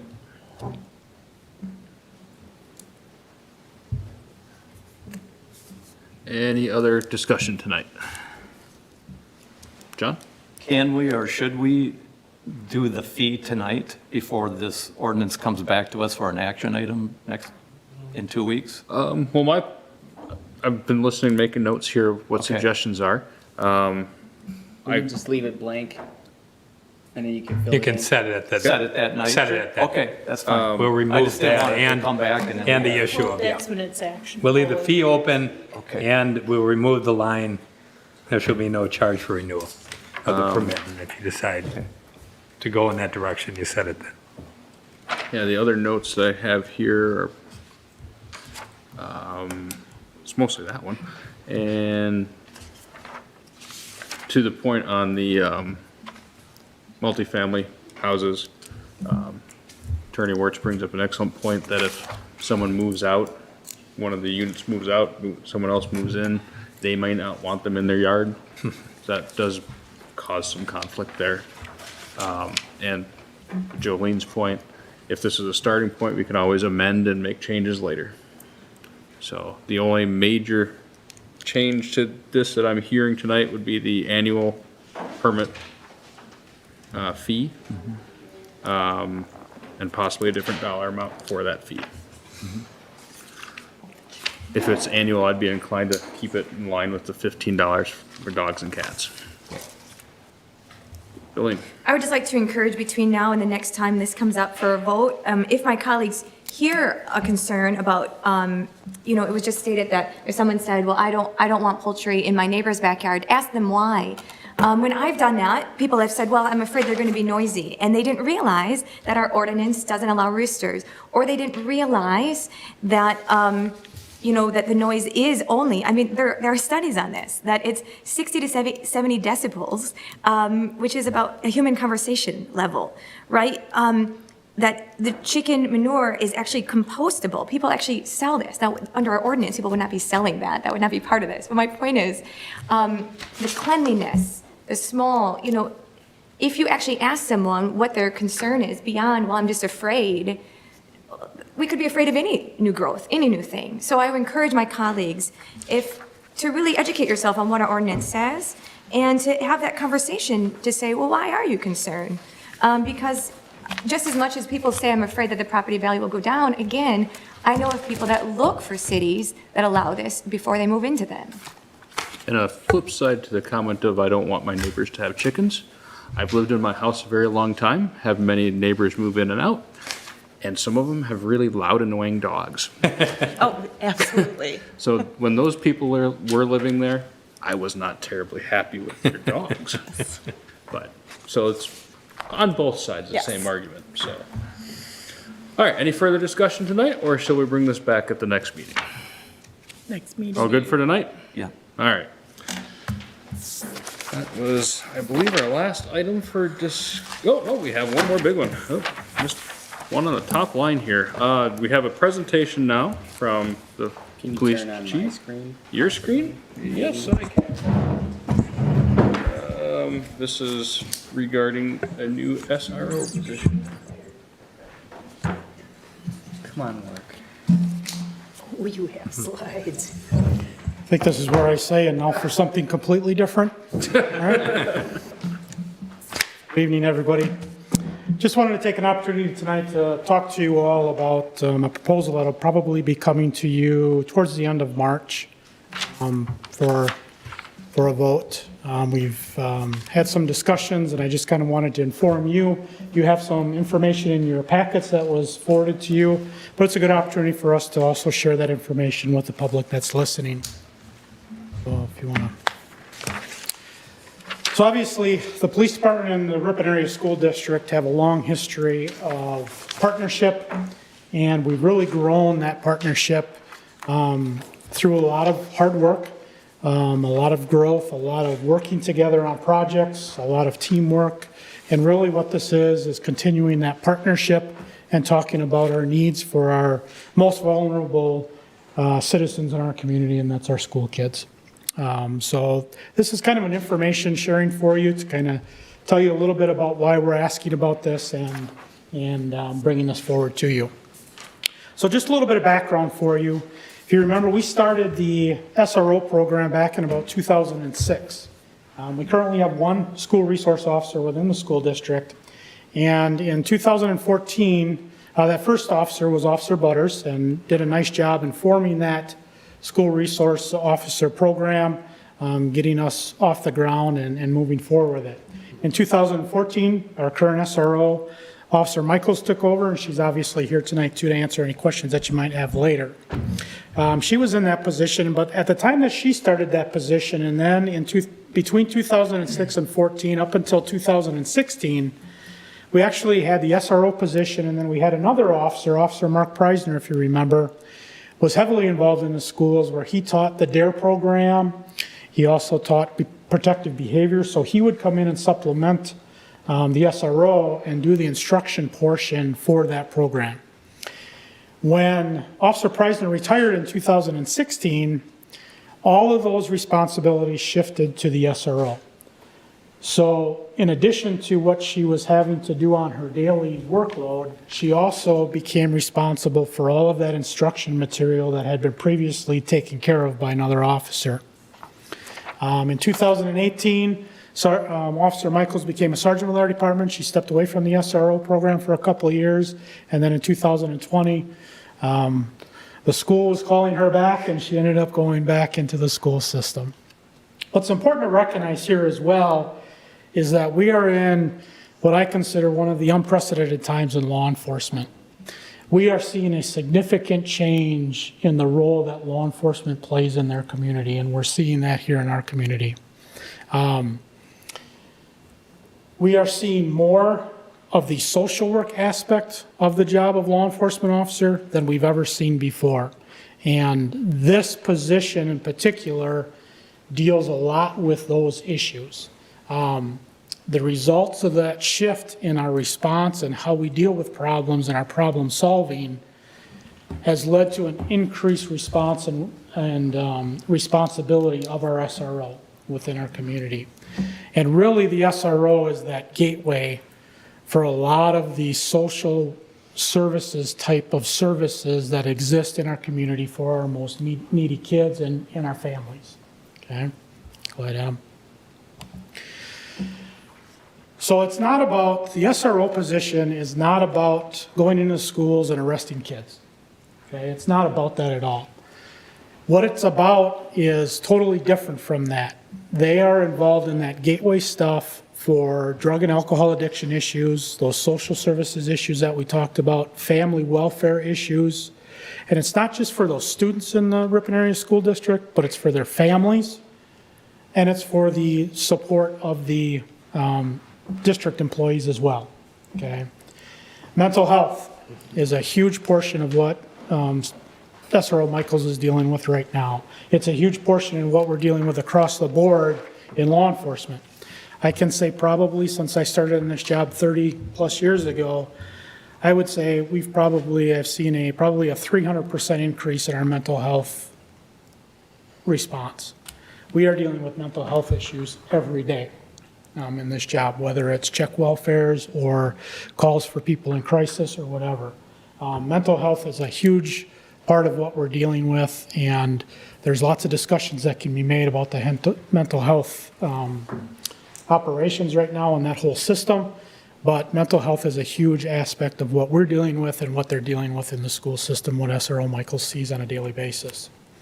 We're seeing the need for these programs. We're also seeing the need for those things at younger and younger levels within the school, okay? There are kids that SRO Michaels is dealing with that are our most youngest kids in the school. So we're seeing that need increase by those kids and by those demands on our SRO. Again, that role of the law enforcement officer, the SRO, is continuing to evolve, but the role of the law enforcement officer in this community is changing rapidly. And it's changed significantly since I've been in this job. In addition to what she does on a daily basis and what we ask that SRO to do on a daily basis, remember she's now responsible for all of those other things. The ACE program, which used to be our DARE program, that's just 30 hours of instruction that she needs to do every year, okay? Protective behavior, she's now responsible for all that, in addition to what she's doing on a daily basis. And classroom presentations, tobacco prevention talks, just special programs that she takes a lot under her wing. Shop with a Cop, Shop with Emergency Personnel. That's all run through our SRO program and through our school systems. So there's a lot of things happening there with her. The biggest thing I can say about that SRO program, though, I feel, is one of the most important programs that we offer this community. It reaches the most vulnerable kids, most vulnerable families, and it's really probably one of the greatest services that we provide to this community. Okay? Give you an idea on the current situation, and with all those responsibilities, in about between 2018 and 2022, the SRO was responsible for about 939 calls to school buildings. Okay? Nearly 1,000 calls. Of those calls during that time, we had nearly 30% of them that we had to have officers that were not the SRO respond to those calls for a variety of reasons. It may be that the SRO is busy dealing with another issue at a different school, and there's nobody available to go to this other crisis situation that we had to send officers to. Okay? There's been days where we've had 5 officers working, including my patrol officers, my SRO, myself, and my captain. All 5 of us have been at the school buildings at one time. That doesn't happen very often, but it does happen. Okay? So nearly 30% of our calls at our school buildings, we're having to have patrol officers respond to them. That creates some concern for me because the SRO is a very specialized position in that not only are they dealing with the law enforcement issues, our policies, our procedures, but she has to be, and they have to be well aware of the school processes and procedures. There's a lot of things that get mixed together there that and challenges in navigating both of those systems. So to bring a patrol officer in who may not be as familiar with that can maybe sometimes open us up for problems and some conflict there. So by having that trained SRO that allows us to be well adapted to both sets of policies and procedures from both entities, to have those relationships, to build that rapport with those students and with that staff to get through those situations. We are on a pace right now in this school year, 22-23, to outpace all of our other years so far as responses to schools. Okay, at our levels where we're at as far as our calls so far this year. They will probably, again, increase and will be above all of our numbers that we've been in the past for this year. So it's just a sign that we've been dealing with, and we've been having this conversation with the school district for a number of years about this program and the possibility of expanding this program, and now is a good time to do that and really take a look at that based on where both of us are at in our organizations. The other thing to remind you a little bit here is that even though we talk about our call numbers a little bit, it can be a little deceiving here because it's not indicative of every single situation that SRO deals with. So for example, if the SRO, she was just telling me recently about a student that came into her office that was in crisis, then she spent an hour and a half or 2 hours with that student. Okay? That's not a call for service. That doesn't generate a disorderly conduct call or a mental health call. She just is taking time out to help this student with a process and work through some things. Okay? So there's a lot of that stuff going on in the background that our SROs are capable of and that she does a really fantastic job on dealing with. So it says a lot about her character and what she does on a daily basis. The SRO, as well as the overall safety component for the district, they're involved in those building safety. Each one of the school buildings has a safety team. She sits on those teams. We have a district safety team that her and I both sit on, and we meet with them monthly for the entire district. And then we also attend those specific building safety teams meetings as well. Obviously, if there's any specific threats to the district or buildings or employees or students, she handles those and is the safety arm for the district to advise them of any type of safety issues or anything that needs to come up. Okay? As in the past, as we look forward and talk about this additional program or this additional concept, we would continue that 50-50 cost share program that we've done in the past. Obviously, anytime that we can move towards partnerships within our organization is a good thing. I think we're seeing that across the board as far as how municipalities are functioning, how organizations are functioning. Anytime we can get those cost shares, those cooperative efforts is obviously a plus for all of us. What the plan would be here going forward is that in 2023, we would like to have the additional officer on board, the additional SRO on board by May. Spend that month of May with SRO Michaels in the school. Remember, during the summertime, then SRO Michaels stays as the community liaison officer. This second SRO position would go into patrol during the summertime. Okay, so it would be a different structure there for them. Then in September, that officer would go back into the school system with SRO Michaels and be that second SRO. Obviously, if we do that, we would need to hire an additional patrol officer to backfill that position, that SRO position, and we would expect a hire date in June, around June 1st to do that. So then the big question comes, how are you going to pay for this, right? Adam and I have had lots of discussions on this. Just to give you an idea on that 50-50 cost share, in 2022, our billing to the Ripon Area School District was about $60,000 to cover salary and benefits, half of salary and benefits for one SRO. In 2023, that bill will be approximately, based on the calculations here, about $86,000. That would be for SRO Michaels' position, and then the half year for that other SRO, that second SRO who would be coming back in September. We've calculated into that figure the month of May that we talked about, and then not billing for summer, but then starting that billing in September for that other half. Then in 2024, with both the end of 2024, you'd be looking at 2 full-time SROs, so that bill to the school district would be approximately $123,000. That's anticipated. We have to do those calculations on the high end because we've done some things in our hiring process, that have helped us retain staff. Well, a lot of other agencies have struggled with that, including our lateral transfer is a big one. Our schedule is a big one. So this is the anticipated cost here is based on the high end, family health insurance, lateral transfer, all those things you have to calculate on the high end. So that's why that's anticipated there. Funding for this from the 2023 cost that would be incurred this year, we've been able to work with our PD budget. I've worked with Adam on some things. We've been able to, because of some decisions we've made citywide with some budgetary things and within our budget itself, we've been able to pull some money from that. 2024 and beyond then, that additional officer would be budgeted under our budget portion for the police department budget.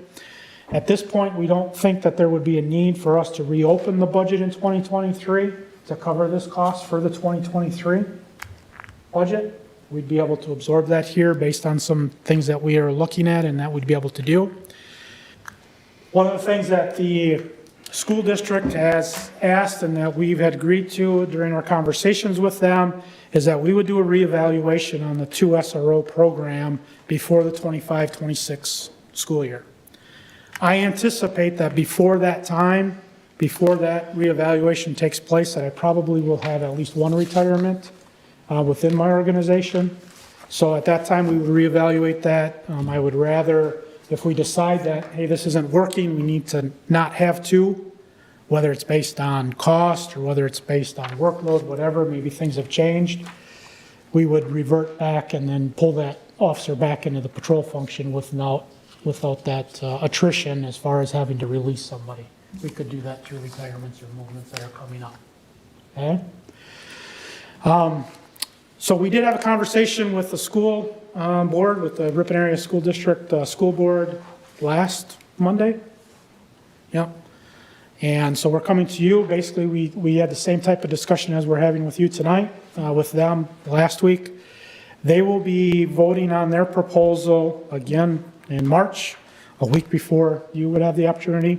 Obviously, if they are favorable on this proposal, then we would bring it back to you for a vote on the proposal at the end of March, just as like our discussion has gone here. If they, for some reason, don't approve that, then we would not even bring it back to you for further discussion. Obviously, our partnership with the school district is very strong. We do have the support of the district administrator as we've been having communications with her. And again, we've been talking about this for several years, And we just feel that both of our organizations right now are in a place and a need that is there to go forward and address this issue. So certainly I would answer any questions that you've got. We move through this kind of quickly. SRO Michaels is here as well if you have any questions for her. She's more than willing to speak to you as well. But if you've got any concerns or questions, I'd be happy to hear from you. I just want to thank you, Chief, for presenting this comprehensive and thoughtful report. And I know that Officer Michaels does a terrific job in the school district. So thank you very much. And it is a position that is needed. Yeah, the biggest question from school district staff was, how are we going to clone Officer Michaels? So we haven't come up with that answer yet, but yeah, that'll be our challenge. So she does such a fantastic job with all the things that she does up there, and often she doesn't get the praise that she deserves, but she does a great job representing the department and the city and the community and does great things for us. Yeah, I like the phrase. You know, as a former school counselor, I cannot say enough about you, Officer Michaels, and Officer Henning, who served in that role too when I was there. I mean, the school resource officer was paramount to having a healthy school system and a healthy larger community. Because our youth, and as you mentioned, and also your interaction with staff, I mean, this reverberates throughout our entire community. So I'm so glad that you bring this up. So there is no doubt, there is no question, my full support for more support in the school. And my question I have related to what I saw also in my time, and I've been out for a little bit, is the increase in police having to respond to mental health and so much of that. I just went to a presentation for Leadership Fond du Lac, actually, where the county talked about how their mental health officers have just immediately had an impact. And they talked about how because apparently how that was funded. Now, forgive me, I should have this more specifically understanding, but that funding is in danger of going away in a couple years, I think, at the county that we get to utilize. And what they said was that as cities, we may have to be looking at how we can also, because they can't now imagine existing without having someone that can play that role. Could this position, you said that this school resource officer then would go back into patrolling, could the hire be someone that has more of a background in mental health and maybe serves the community or your department as sort of a mental health resource officer when they're not in the school? Yeah. So there's a couple facets to what you've just talked about. So yes, the county has hired actually 2 social work professionals that respond with law enforcement to mental health crisis calls.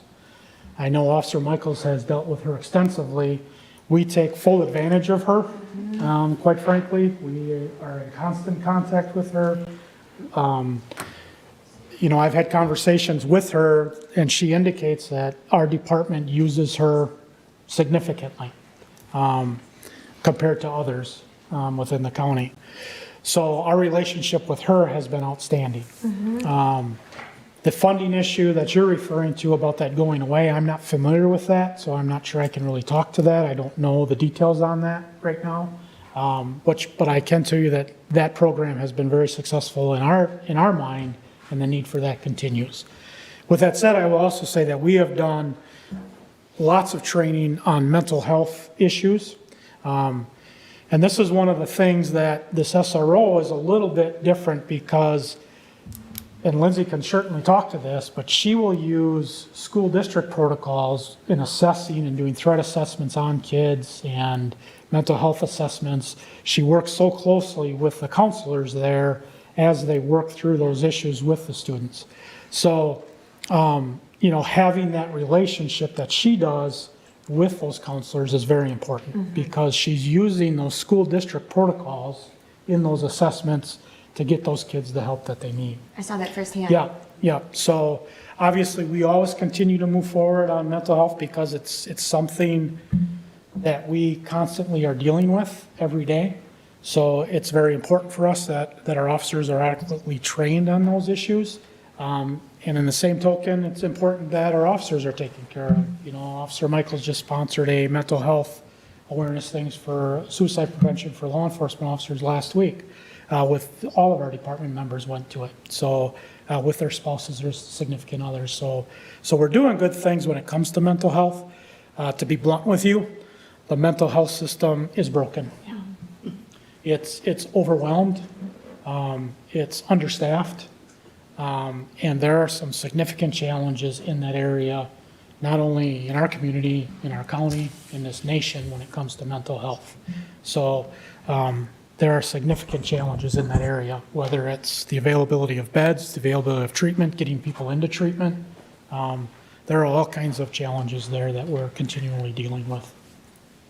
So, did I hear you say that you would also like to have a police social worker, whatever the official term is? Yeah. But that this hire really can't be both. Right, right. And I think, again, just remember that, for a lot of those programs, the SRO is the gateway to those programs. Right.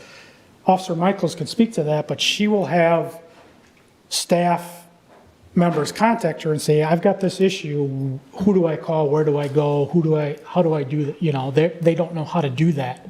Or if they happen to call, they don't get a response. Where if Officer Michaels calls, she gets a different response, or she can lead them in the right direction. That's why that SRO is so important for the school and to access those programs. So when we hear things about like pulling those SROs out of school or defunding the police, that's one thing that a lot of times gets lost in that conversation. Is for a lot of people, law enforcement is the gateway to get into those programs, and without us, it's very challenging for them to do that. Did you want to say anything about that, or? I think you've explained it really well. Yeah, I mean, as Chief said, sometimes, there's agencies that the school personnel will call and they ask for the answer, but they might not share that information. But I, as a law enforcement officer, call, and because we have working relationships with them, they're able to give me an answer, so we can get more answers to our staff and our students and our families in a more timely manner. But so my point is, I know that, I saw that, but couldn't that person be that for the community rather than being just? Sure, and I think Lindsay does some of that during her community liaison stuff. That's what I mean. So Yes. this new hire, you said it's just going to go back into patrol. Yes. Couldn't they play more of the community liaison? Or is there not a need for that? I mean, we're hearing that there's a mental health need. Sure, and I think we're dealing with that. We're addressing those things. I think Lindsay does that in the summertime. For me to stand here and say that that's what that officer is going to do, I won't do that right now. Because I'm not sure that that's my need for that particular officer to come back during the summer. I have concerns about overtime that need to be addressed.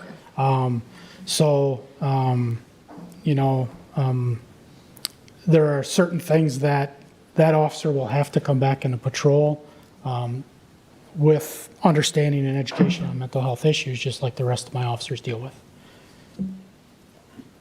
Yeah, so just sum up my comments. I fully support what you're proposing, school resource officer, more support as far as on the police side with mental health. And I just wish there was more also, we could add more of that for the community of the resource officer. Yep.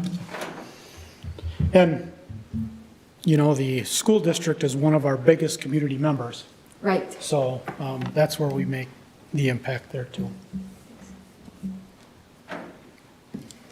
I appreciate the emphasis on the mental health aspect. I know, I think we are at the point where we're raising a generation that understands that mental health is just as important as physical health. Mm-hmm. And I'm sure that you probably deal with students younger and younger every year that are in some sort of a mental health crisis.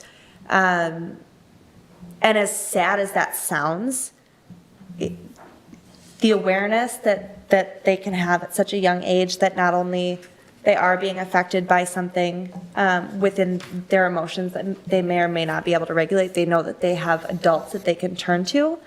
And I think, that leads to a future with less substance abuse and less unnecessary violence, especially at such a young age. So I think it's fantastic. I think the world of you and what you do and what the school district's been doing. And I think this is an excellent opportunity to help aid in an area where we can't get enough mental health support. Going forward, laying the path for kids at such a young age can, I think, make a big difference. I hope, so thank you for everything, and thank you for making that such a focus to this. I appreciate all the comments. Certainly, if you have any questions in the next month or so, you can reach out to me, or you can give SRO Michaels a call. She's happy to sit down with anybody and tell you what she does on a daily basis, or contact anybody you know at the school and ask them what they see as far as a need. Okay? Thank you. Thank you. Thank you, Chief Wallner. All right. Next up is project updates and staff reports. Before he sits down, do you have anything else, Chief? All right. Adam. We're just getting into grant season, so we'll be applying for a few grants over the next couple weeks, and then next week as well. Our Director of Public Works starts on Monday. Fred Ashton. Coming back? Okay. Ashton. I got too excited earlier and I said what I was gonna say, but yeah, I'm sorry. I just talk really loud. I feel like everybody can hear me. My manly voice. I just want to thank Adam here. He's been super, super helpful for me. Just learning about the community in general. He sent me a giant list of people to meet in the community. It wasn't that giant actually, but just to help me learn and experience what already is going on. So thanks to Adam for everything. He's been awesome. But I already said what I was gonna say. So just survey, right? Please fill out the survey. It'd be awesome. I have a question. Yeah. How long will the survey be open for? It is right now indefinitely for the month. I am currently paying for Survey Monkey, so for the next 30 days, please fill it out. Yeah, that'd be awesome. Survey Monkey is no longer free anymore. No, you get only 10 responses for free. And I was like, what am I gonna do for 10 responses? Well, it could work for you. Yeah. And it's shared on the Facebook? Yeah, it's on the city's Facebook. Yeah. And Ashton's up at the Senior Activity Center every day, so if you want to stop by and meet her or schedule a meeting, feel free to. You have her email, and I think I sent it out in her cell phone. So. Yeah, if you haven't seen the building as well, I can give you a tour. I'll come up for a tour.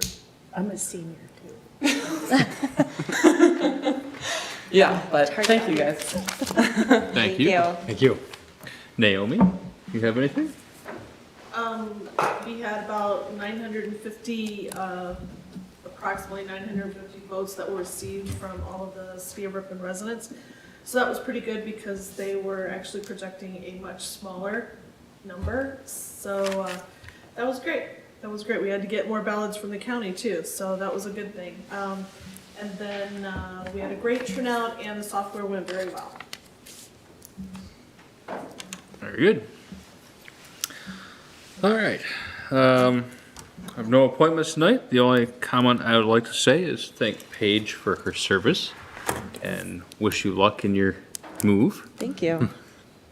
Any questions or comments or future agenda items from council members? I have a comment. I'd like to thank Paige for her nearly 2 years as a council person for the city of Ripon. I think the city benefited from her participation in local government. So I wish you well and good luck. Thank I you. believe it's actually 3 years. Yeah, 3 years. 3 It years. seems like 2, it's gone so fast. Sorry. That COVID year is kind of a blur. Yeah, there you go. Anyone else? I just have a comment. I'm going to reach out to Main Street for, you guys were part of that same conversation. So for a future agenda item, maybe not for the next time, but to talk about handicap accessible entrances in the downtown, 200, 300 blocks. So I don't know how quick Main Street will get back to me. So I don't know if it'll be for the next agenda or the one after, but I'll let you know. Right. Anyone else? Well, again, just thank you, Paige, for all that you've done to serve. And you've been a model for also encouraging other people to step up. So your legacy of transparency and engaging people will definitely be carried on. Thank you, Paige. Thank you, everyone. It's been a very very educational experience. It's proved to me that on a personal level, I can step outside of my comfort zone and learn about city infrastructure and, you know, the things that I never imagined I would know about, let alone care about, and and have the privilege of helping in decision making. So I thank you again, both of you, for stepping up, and I encourage you to continue getting involved. And yeah, it's been fun. It's been fun. So and thank you to, I just love this town, this little city. So it's been a great experience. Thank you. All right, at this time, I'd be seeking a motion to adjourn to closed session under Wisconsin Statute 19.851E, deliberating or negotiating the purchase of public properties, investing of public funds, or conducting other specified public business whenever competitive or bargaining reasons require a closed session. Topic of discussion is development agreement of 503 East Fond du Lac, as well as reviewing minutes from January 23rd's closed session.